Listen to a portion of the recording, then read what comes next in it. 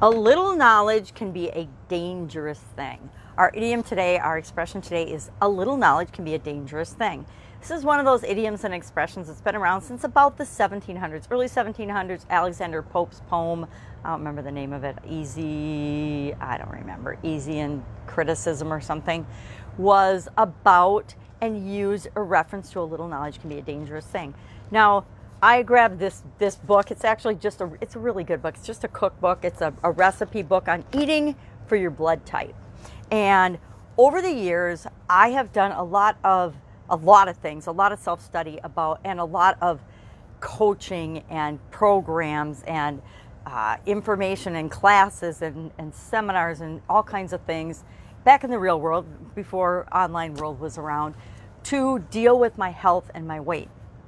And a couple of years ago, after coming online, I had a huge health challenge and I couldn't walk. I literally could not get out of bed and I couldn't walk for a while. And it was a very short period of time because of past experience I had where that happened to me for a longer period of time. And one of the things that I heard about from an actual very knowledgeable friend was you can eat for your blood type. And so I started looking into it and studying it and eating for my blood type and realized that the little bit of knowledge I had about health and nutrition and how I should eat and what I should eat was all focused around taking care of my heart because I had had a sudden cardiac arrest. Now, a little knowledge in my novice hands had me eating all kinds of foods, but only considering my heart health and my recovering from a sudden cardiac arrest. Well, little did I know that a lot of the foods and the things that I was selecting based on what's good for your heart ended up being very bad for me. And that is what led to kind of a toxicity in my body that couldn't handle all the foods that I was eating and battle inflammation and other challenges I was having. And then when I sprained my ankle, everything exploded and imploded. And I realized I needed to do more research and I needed to go to people that were experts that could help me with that. So my little bit of knowledge, although it kind of served me in the past, ended up blowing up in my face because I didn't have the big picture, all the information that I needed to make the right decision for me. Now, the same information is out there for the whole rest of the world to see now, especially with the days of the internet, and people can pick and choose what they want to pay attention to. This particular idiom, to me, it means that we can follow our interests, we can get curious about something because we know a little bit about it and want to learn more, or our ego might say, I know a little bit about this, but our ego will tell us, oh, I know everything about this, therefore I don't need to study, I don't need to learn, I don't need to dig in, I don't need to ask questions, I don't need to know more. Now, which is a stronger position when we're building our business? I say the desire, the curiosity to learn more and to surround ourselves with experts in the different areas and aspects of running our business that we might not actually be that interested in. We might have a little bit of knowledge of the different areas and aspects of our business, but we don't have to be the be-all and end-all, detail-oriented expert in each of those areas. A little bit of knowledge about something can help lead us in the direction that's right for us. Now, I love to do certain things with respect to my businesses and the different businesses that I've been in throughout my life. But in every business, there were things I loved to do, and there were things I just couldn't stand to do that were terrible to me. Other people loved them, but that was their area of expertise. I say accounting and finance, but they weren't interesting to me. You know, checks and balances, and did I study accounting? Do I have a basic foundation? I've got a business degree as well as an engineering degree. Does that mean I understand the basics of it? Yes, but would I ever think that I am a tax or financial planning or budgeting or accounting, checks and balances, the assets and liabilities expert? No, and guess what? I don't ever want to be. I'm so thankful that people love numbers and crunching numbers and doing all the finances and the number crunching and accounting for me. I need to know the results. I need to know the numbers. I need to know the key performance indicators to run my business. But I don't have to be the one that enters all the information nowadays into the computer. And that stems from That actually stems from an experience I had when I was running a wholesale and retail liquor business when I was going to college.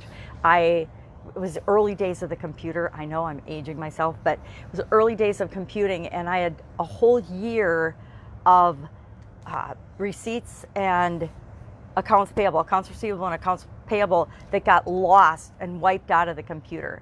And so all that data had to be re-input. Now, I had a bookkeeper back then, but he only did everything by hand. His name was Wendell, wonderful man. But he only did everything by hand. And so I had to be the one that re-input all of that in the computer. And I think that just sort of ruined my taste for finances and accounting's detailed work.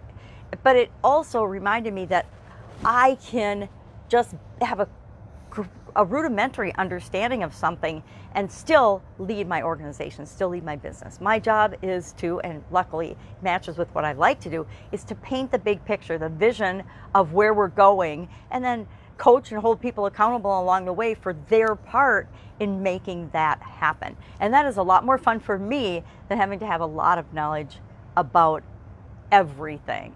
Which, it's interesting because in the offline world, I always knew that. I always had people around that were in their different fields and areas of expertise.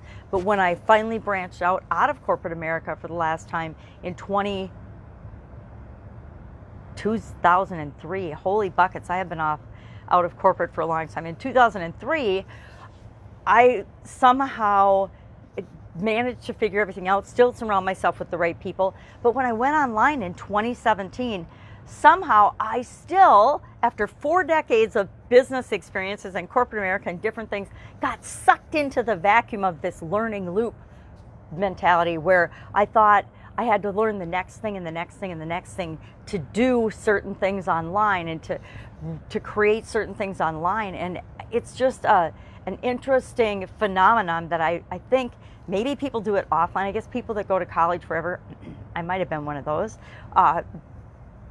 they might have a little bit of that same tendency, and maybe that was the precursor to me understanding that I would be susceptible to that particular phenomenon online where we just always think we need to learn everything. And then we end up what? Learning and knowing a little bit about a lot of things, but we don't have the core basis of who we are and what we want to create in the world necessarily ferreted out for ourselves. So a little bit of knowledge goes a long way. I would love to know your personal experience with this. Of course, it means that a small amount of knowledge can mislead people into thinking that they're an expert or that they're more expert than they really are, which can lead us to making mistakes, right? It can also, here's the flip side of that, it can lead us and prevent us from taking advantage of huge opportunities that are out there and around us all the time, because we might think that we just know a little bit about something and then we're afraid of it. Think of things like artificial intelligence, Bitcoin, financial markets, all kinds of things that are maybe in or outside our level of experience. Each and every one of us have a zone of experience and knowledge, and everything else is outside of that. Well, it's a great big world outside of what we have experienced and what we know. So I like to try to keep that in mind. Love to know your experience with this idiom. Share in the comments below. Questions, hit me up. Otherwise, I'll be with you tomorrow with another interesting idiom. What does it mean? Where did it come from? And how might you apply it to your life right now? Take care. Catch you tomorrow. Bye.